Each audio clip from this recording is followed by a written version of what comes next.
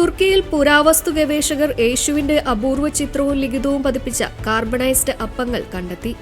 തുർക്കിയിലെ കരാമൻ പ്രവിശ്യയിലെ പുരാവസ്തു ഖനന കേന്ദ്രത്തിൽ നിന്ന് 1300 വർഷം പഴക്കമുള്ള 5 കാർബണൈസ്ഡ് അപ്പങ്ങളാണ് പുരാവസ്തു ഗവേഷകർ കണ്ടെത്തിയത്. പ്രാരംഭ ബൈസന്റൈൻ കാലഘട്ടത്തിൽപ്പെട്ട ഈ അപ്പങ്ങൾ വിശുദ്ധ കുർബാനയ്ക്കായി ഉപയോഗിച്ചിരുന്ന തിരുവോസ്തി ആയിരിക്കുമെന്നാണ് ഗവേഷകരുടെ പ്രാഥമിക നിഗമനം. കണ്ടെത്തിയ 5 അപ്പങ്ങളിൽ ഒന്നിൽ യേശുക്രിസ്തുവിനെ വിത്തുവിതയ്ക്കുന്ന കർഷകന്റെ രൂപത്തിൽ ചിത്രീകരിച്ചിരിക്കുന്നതാണ് ഏറ്റവും ശ്രദ്ധേയമായത്. പരമ്പരാഗതമായ ക്രിസ്തുവിന്റെ രൂപത്തിൽ നിന്നും വ്യത്യസ്തമായി കൃഷിയെയും ഫലസമൃദ്ധിയെയും പ്രതിനിധീകരിക്കുന്ന വിതക്കാരനായ യേശുക്രിസ്തുവിന്റെ രൂപമാണ് ഇതിലുള്ളത്. ചിത്രത്തിനൊപ്പം ഗ്രീക്ക് ഭാഷയിൽ അനുഗ്രഹീതനായ യേശുവിന് ഞങ്ങളുടെ നന്ദി എന്ന ലിഖിതവും പതിപ്പിച്ചിട്ടുണ്ട്. മറ്റ് 4 അപ്പങ്ങളിലും കുരിശിന്റെ മുദ്രകൾ പതിപ്പിച്ചിരുന്നതായി ഗവേഷകർ കണ്ടെത്തി. ഈ ചിഹ്നങ്ങളും ലിഖിതങ്ങളും കണക്കിലെടുത്ത് ഇവ പ്രാരംഭ ക്രൈസ്തവ സമൂഹങ്ങൾ വിശുദ്ധ കുർബാനയിൽ ഉപയോഗിച്ചിരുന്ന തിരുവോസ്തി ആയിരിക്കുമെന്നാണ് വിലയിരുത്തൽ.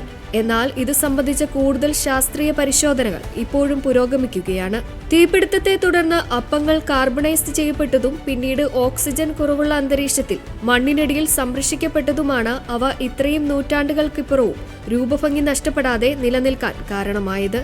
ബാർലി ഉപയോഗിച്ചാണ് ഇവ നിർമ്മിച്ചതെന്നും ഗവേഷകർ കണ്ടെത്തിയിട്ടുണ്ട്. ഈ കണ്ടെത്തൽ പ്രാരംഭ ക്രൈസ്തവരുടെ വിശ്വാസ ജീവിതത്തെയും ആരാധനാ രീതികളെയും മാത്രമല്ല, അന്നത്തെ സമൂഹത്തിൽ വിശ്വാസവും ദൈനംദിന ജീവിതവും എത്രത്തോളം ബന്ധപ്പെട്ടിരിക്കുന്നു എന്നതിന് ശക്തമായ തെളിവാണെന്നും ഗവേഷകർ വിലയിരുത്തുന്നു.